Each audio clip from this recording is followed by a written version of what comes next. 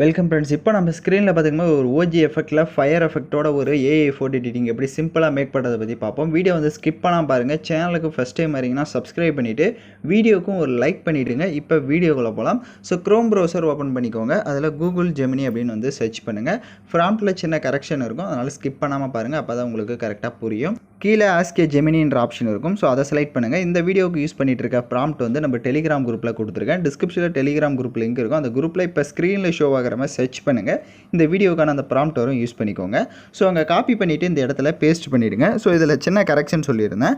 So இதில் அப்படியே மேலே ஸ்க்ரோல் பண்ணுங்கள். ஸோ டாப்புக்கு வந்துடுங்க. வந்துட்டு இதில் பார்த்தீங்கன்னா ஓஜி அப்படின்னு இருக்கும், லெட்டர்ஸ்ன்னு போட்டு ஓஜின்னு இருக்கும்.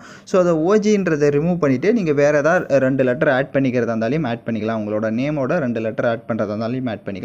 இல்லை ஓஜின்றது அப்படியே இருக்கட்டும் அப்படின்னாலும் விட்டுறலாம். ஸோ அதை டெக்ஸ்ட்டை மட்டும் அதை மட்டும் மாற்றிட்டு கீழே ப்ளஸ் ஆப்ஷனை கிளிக் பண்ணி அப்லோட் ஏ ஃபைல்னு இருக்கும். ஸோ அதை செலக்ட் பண்ணுங்கள்.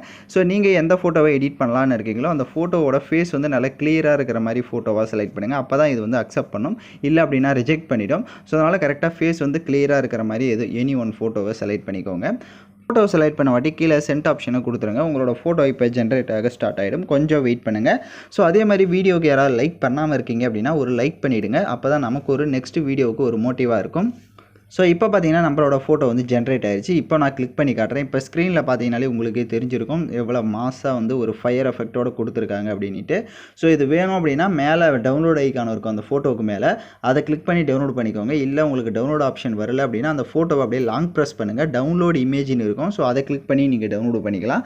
ஸோ இது சில பேருக்கு ஒர்க் ஆகாமல் இருக்கும் அந்த ப்ராம்ப்ட். அதை நீங்கள் மறுபடியும் ட்ரை பண்ணிகிட்டே இருந்தீங்க அப்படின்னா ஃபேஸ் வந்து கிளியராக இருக்கிற மாதிரி ஃபோட்டோவை செலக்ட் பண்ணிங்கன்னா உங்களுக்கு கரெக்டாக ஒர்க் ஆகிடும். ஸோ யாருக்கெல்லாம் கரெக்டாக எடிட் பண்ணிங்களா அவங்களாம் கமெண்ட் பண்ணுங்கள். இந்த மாதிரி வீடியோஸ்லாம் தொடர்ந்து பார்க்கணும் அப்படின்னா நம்ம சேனலை சப்ஸ்கிரைப் பண்ணிவிட்டு லைக் பண்ணிட்டு பாருங்கள். தேங்க்யூ ஃபார் வாட்சிங் திஸ் வீடியோ.